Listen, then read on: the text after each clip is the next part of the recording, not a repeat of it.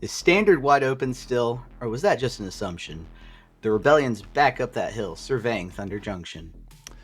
Max and I have a new segment just for you, our viewing audience, to enjoy. We are in week 1 of Outlaw Standard with another 11 weeks to go before we hit our first rotation in over a year. And to that end, we're going to go ahead and initiate a friendly wager between the two of us. Now, to clarify, we're betting on which archetype will win the most trophies over the course of Outlaw Standard, counting tournament results up until the day of rotation on Arena. Okay? Now, trophies must come from tournaments with more than 16 competitors, but they can be from digital or paper results, and the winner of this bet gets to design a custom token for both themselves and the loser. Now, before making this bet, Max and I both know where week 1's results ended up. We know who's got trophies. With that being said, my bet, Azorius Control. Now, Max, which archetype are you rolling with? Let's see. For this, I'm going to roll with Domain. And that, dear audience, begins the countdown. Make sure you tune in each week as we update you on the trophy count of each archetype. Now, it only counts if it mounts, so comment below as we walk through the week 1 recap of Outlaw Standard. Alrighty, folks, with only 3 large tournaments to pull from this past weekend, we have limited data for week 1, but Esper Midrange climbed to the top of the heap regardless, with Boros Convoke, Domain, and newcomer Jeskai Control right behind it. Tier 2 features Rakdos Aggro and Mono Red returning to the fray, but a noticeable absence of the new Slickshot brews, despite everyone trying them out on ladder this past week. Now, new brews on week 1 is where I want to be anyway. Get ready as we push 6 different archetypes at you today, covering a multitude of strategies that you can tune up and turn into contenders. Oh yeah. Rebels, by now you've likely become acquainted with our partner TOAMagic. Their single package shipping, event pickup for your favorite cons, and ease of use make them the ideal sponsor for our channel. TOA, like us, are all about dependability and reliability. When you purchase with TOA, you can be sure they'll get it done right. And as a bonus, viewers of the Rebellion can use code REBELLION at checkout for 5% off your order. Yo yeah. Now onto our Tier 1 archetype breakdowns, starting with Esper Midrange. All right, gang, so you're not going to be able to see the full sideboard. Shout out to Wizards for not fixing that. Anyway, how dominant was Esper Midrange in week 1? Well, of the 3 large tournaments we pulled data from and 24 total top 8 slots across them, Esper took 8 of those top 8 slots and 2 out of 3 trophies. That is a 33% meta share going into week 2 with a 66% trophy rate. If there's a crown for week 1 winners, it's going right to Esper Midrange. In the 42-player MTGO challenge this past Saturday, King Harry took it all down with the list shown here. Now, this list features 4 new cards from the set, right? Coming out of Outlaw, we got Tiny Bones the Pickpocket, which is yet another early drop that scales as the game goes on, trades up against opposing ground pounders, and fits right into the curve. You also get Duelist of the Mind. Everyone knows this goes bonkers with Rafine, and good God does it go bonkers with Rafine. But let's talk about how it plays excellently by providing excellent defense against Deep Cavern Bats, Fairy Masterminds. That 3 toughness is no joke, and it rewards all your interactions with some basic card filtering.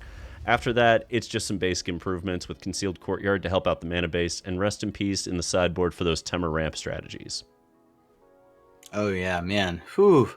Now, one noticeably absent card that I have seen in some other Esper lists is Vadmir Newblood. I assumed it's in too much competition for Duelist for that slot. Duelist tends to win out if you're picking between the two. But can this card compete for any other possible slot, or is it just too slow? I think ultimately it comes into the same issue that I remember you were toying around with, was it Ayara Oathswarm for a long time? Yeah. And it's got a similar playability and a similar set of problems where it's fantastic as the game goes on if the removal doesn't hit it, but the removal is likely to hit it pretty quickly. So the question is, if you're going to play those cards, can they serve multiple roles? And that's where, like Duelist of the Mind, you get the card filtering, right? You have the ability to just play some defense, filter some cards, and then maybe you can clock with Rafine and it. Or maybe you're just chipping in for a couple of points in the air while you're holding down the fort.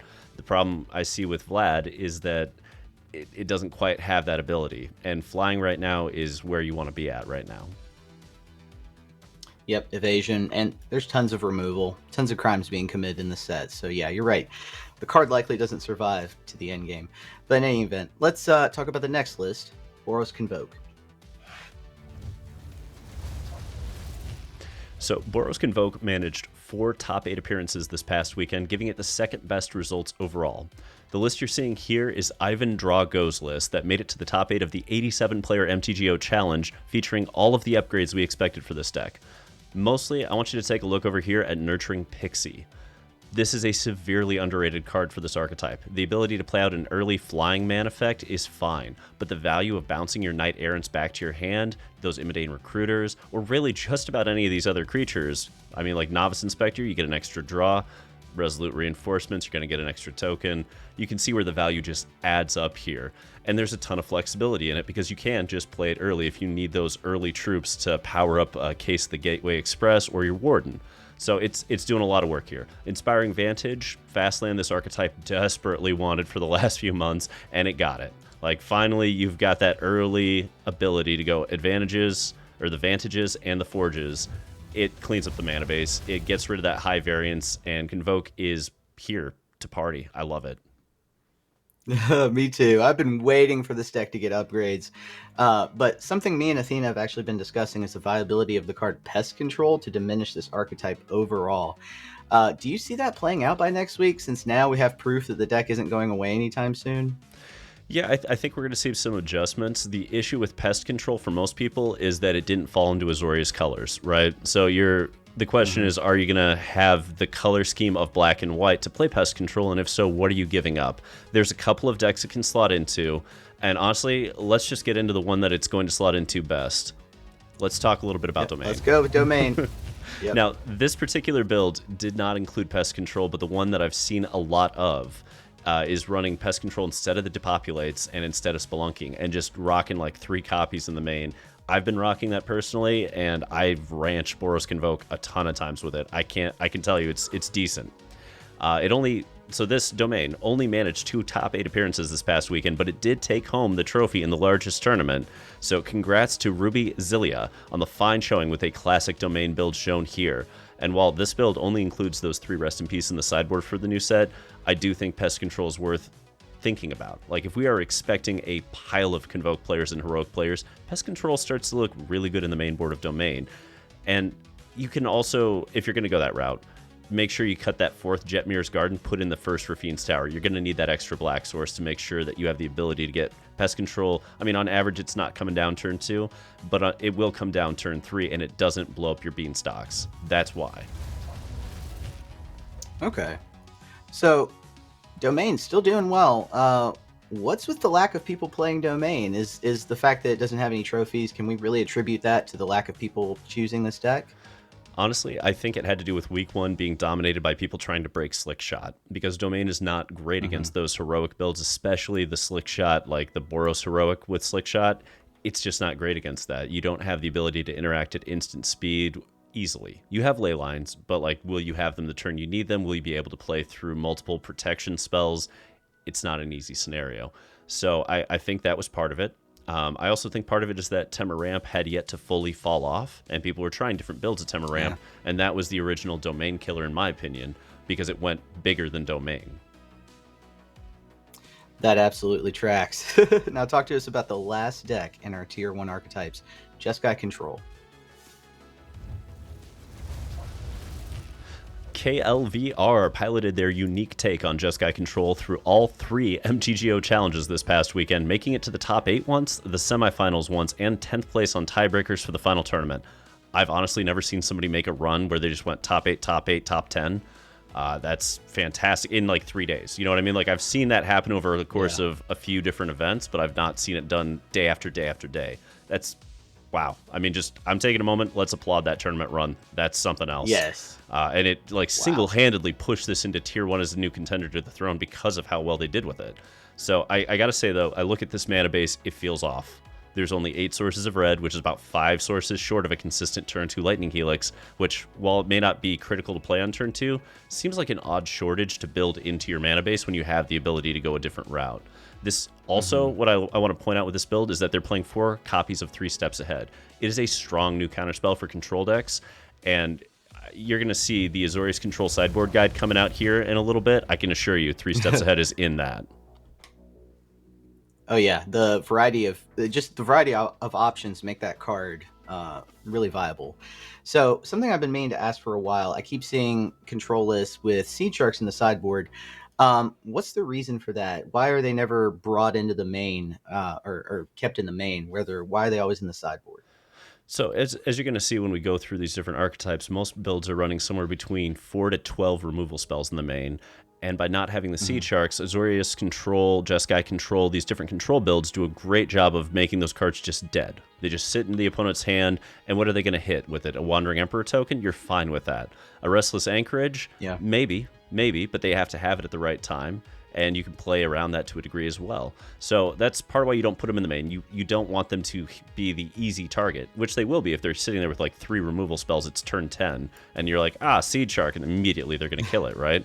But post-board, they're going to start siding out that removal because it's dead slots and they need more interaction. And when they do that, this is when Seed Shark starts to really shine, when, they're boarding out all the removal and you're like, okay, well, now I have a creature that you have to kill or it takes over the game, and they look at you and go, but we boarded out all the removal. And now you win. Yep, that's a competitive concern that we probably don't highlight often enough, is considering what your opponent might side out between those matches. But yeah. All right, well, that does it for all our Tier 1 archetypes. Let's go ahead and go down to Tier 2, where I will start things with Rakdos Aggro. So, Goblin Lackey made it to the finals of Saturday's 56-player MTGO Challenge. 3 copies of Tiny Bones in the main board. Now, while only 2 pilots made top 8s this past weekend, this archetype finally got the one drop they wanted to push momentum with NT into gigs. Rakdos is typically a deck that wins when no one looks for it to have a decent meta share. Perhaps its biggest opponent being Control, but with card advantage getting out of hand from turns 1 through 3 in an ideal curve, that can actually mitigate some of what Control wants to do to you. Board wipes, the counter spells. Gix finally has a reason to be here, and now that we have a reliable one-drop to grind with the best of them. A top end with 3 Shellys also keeps things simple, forces removal from your opponent, which is a way of applying pressure, since by turn 4, your opponent will likely have used up a lot of their single-target removal for other creatures in the deck. Tiny Bones, of course, adds to this. A must respond on turn 1. I also love the 2 copies of Duress in the main. It assures that some of these threats actually get through, and if you find bad on turn 2, it may be just enough to stutter your opponent to an eventual win. Absolutely. Now, I look at this list, and Tiny Bones. We saw it in Esper. We're seeing it here. I've seen it in Golgari. Is it going to be the new Ragavan of Standard? I think that's what everyone's trying to figure out. I actually think so. It may not have dash, right? But it's certainly a turn 1 card that you absolutely have to respond to. And if they don't, it's going to frustrate your opponents, who will actually find their removal plucked by those Duresses or those bats that we were talking about. So I can definitely see a situation more often than not where this is going to frustrate the opponent if they don't have a way to respond.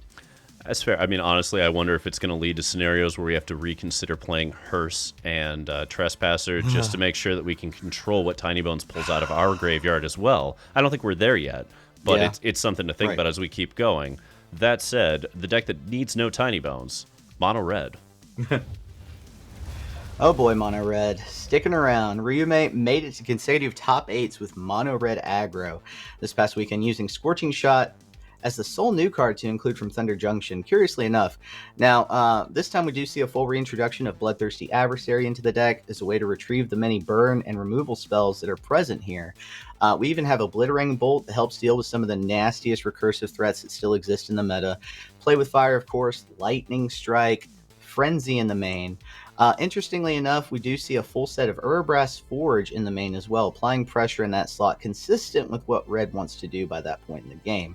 But what I really want to highlight is the full set of Cemetery Gatekeepers in the sideboard. This is an interesting way of keeping decks like Temur Ramp in check. After I looked at that, I was like, wow, why didn't I think of that? Yeah, this can really, really hamper Temur Ramp. It also does a pretty decent number on a few other archetypes.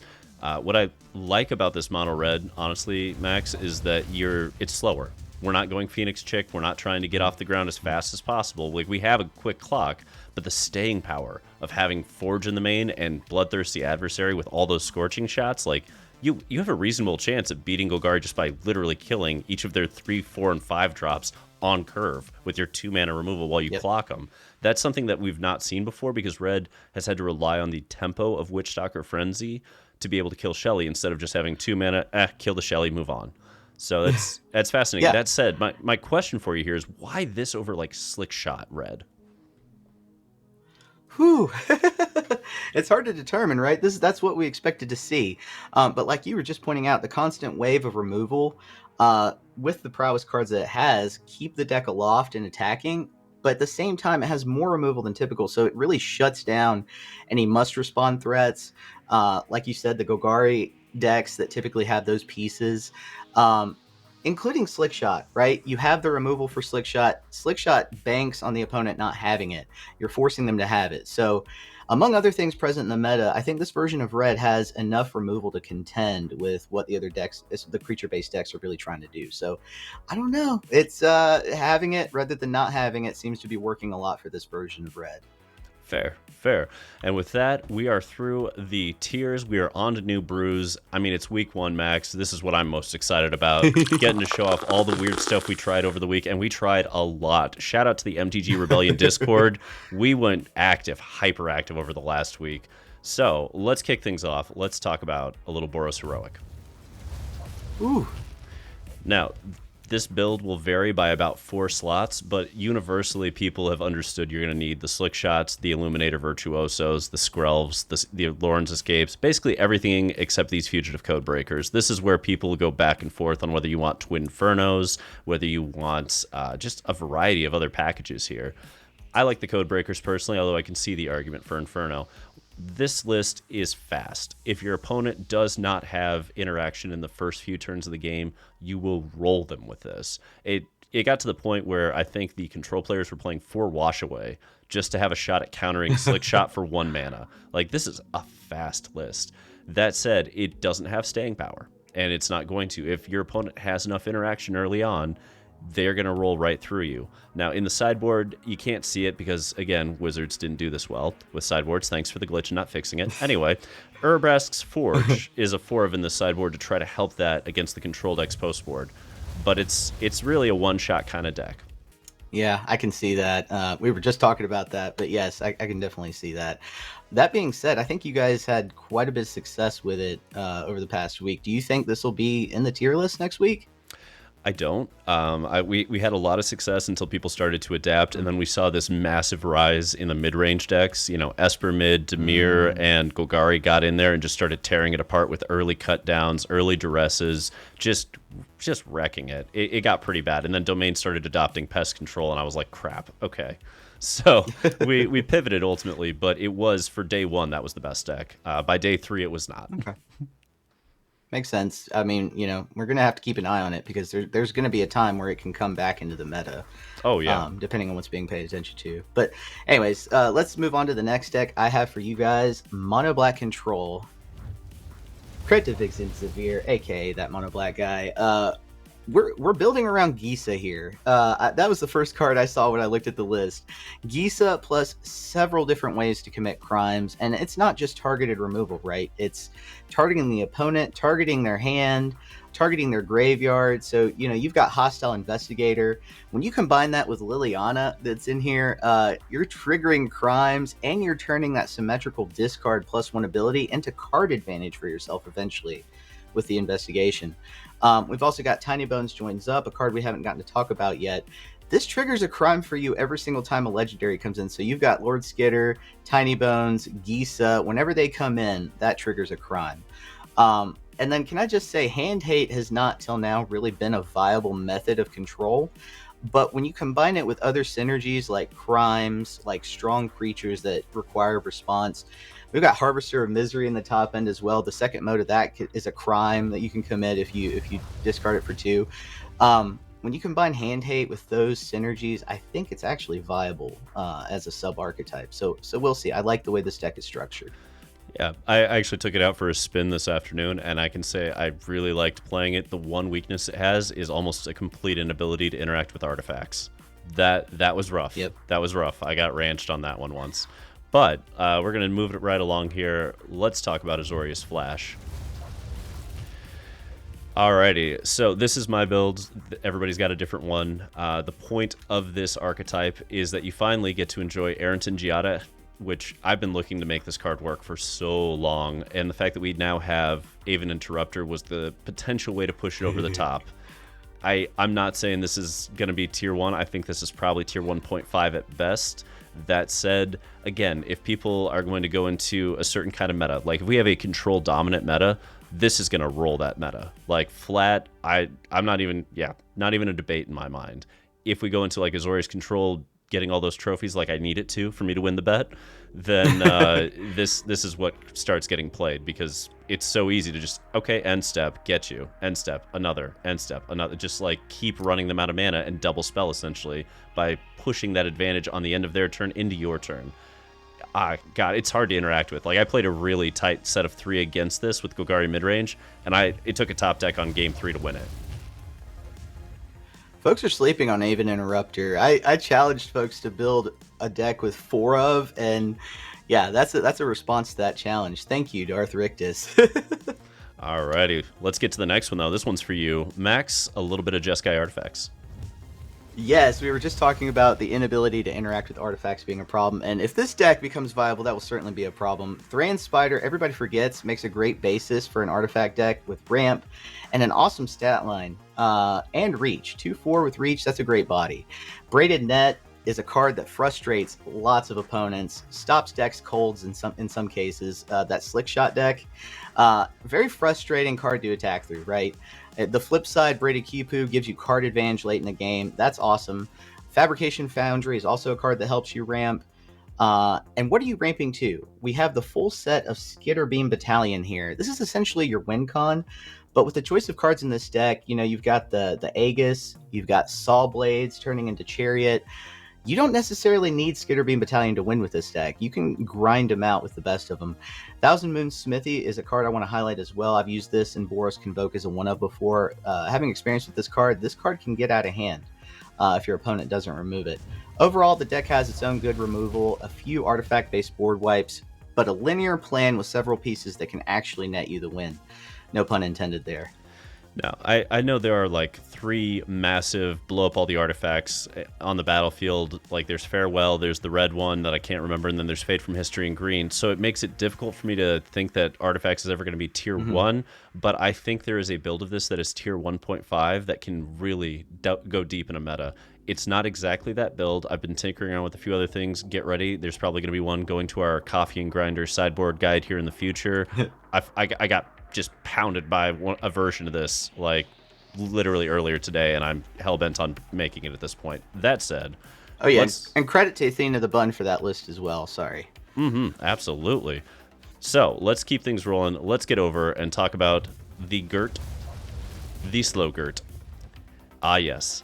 So this archetype got a bit of a facelift as well. It got some new toys. The first toy that people are sleeping on, Annie Joins Up. And again, I want to do a shout out here. This is credit to MTG Joe for sharing this list with me. Thank you, buddy. Appreciate you.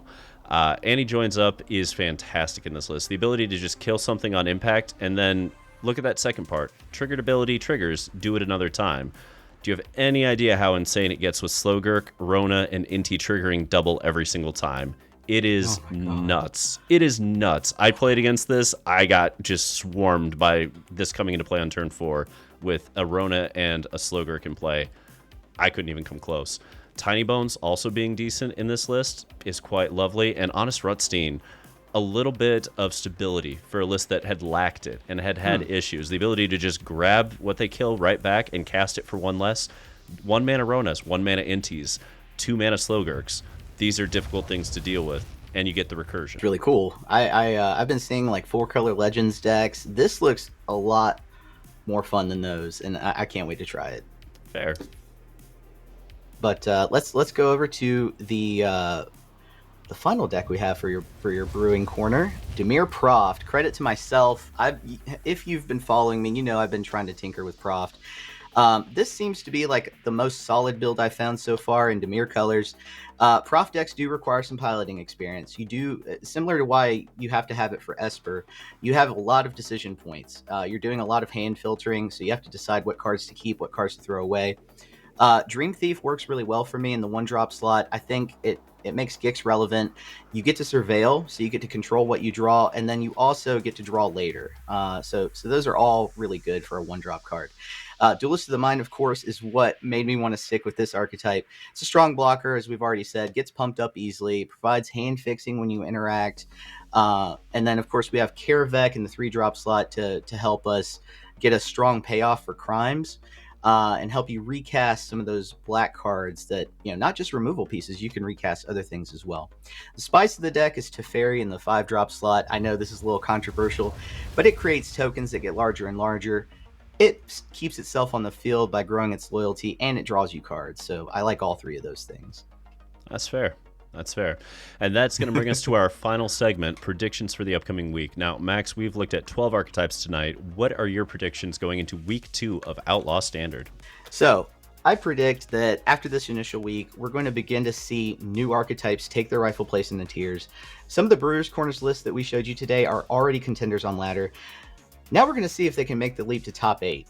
Arena success doesn't always translate to tournament success, but I believe that we have several decks that can actually make that transition. Slickshot decks continue to be put on display time and time again, as Brewers really try to tweak the best iterations and find out what the best colors are for this card and what shell it belongs in. So far, we've seen Mono Red, we've seen Boros, we've seen Izzet, we've seen Gruul, and I've even seen Naya. So we're going to have to see which one of those come out on top. Artifacts are also plenty, especially in Jeskai colors. Will there be an artifact deck that breaks through? Will it be the Azorius contender from Ixalan that was around a couple sets ago with some modifications? Of course, it got the new card Assimilation Aegis. Or will it be Jeskai flavored, like we saw in Athena Bun's version with Skitterbeam Battalion? It's a tempting card to want to ramp into. Proft decks have also yet to really make a splash here. Dimir Aggro and Esper Midrange are likely the reason, because, why build Proft when you can just build those? But Duelist of the Mind makes a tempting play at being the core of the Proft shell. Will we see a Proft deck rise to the top in Azorius, Dimir, or Esper flavors? Really, viewer, you have the power to shift the meta, change it for yourself. Will it be your deck that we feature next week? Tune in to find out. What do you say, Riktus? I want to look at the macro meta picture and talk a little bit about what happened to Dimir Aggro, Dimir Control, and Temur Ramp. Now, Temur Ramp, it's been making waves this past month, but with the printing of Slickshot and the subsequent uptick of multiple color pairings attempting to abuse that card, the Ramp archetype it's been ranched. It also didn't help that Domain and Control lists gained Rest in Peace to mitigate the primary strategy of Ramp with land recursion. And while I don't think that Temur Ramp is dead, it's certainly in need of some restructuring, because we can no longer rely on land recursion to push through quickly enough. Dimir Aggro, from what I've seen at least, has been getting eaten alive by Esper Midrange, Golgari midrange builds, not to mention Boros Convoke gaining a few new tools that lets it grind a little bit harder than it used to, and often through Dimir Aggro. Now, it's hard to beat out each of these 3 value engines, and I do think Dimir is going to need some revamping before it returns. Lastly, Dimir Control's absence.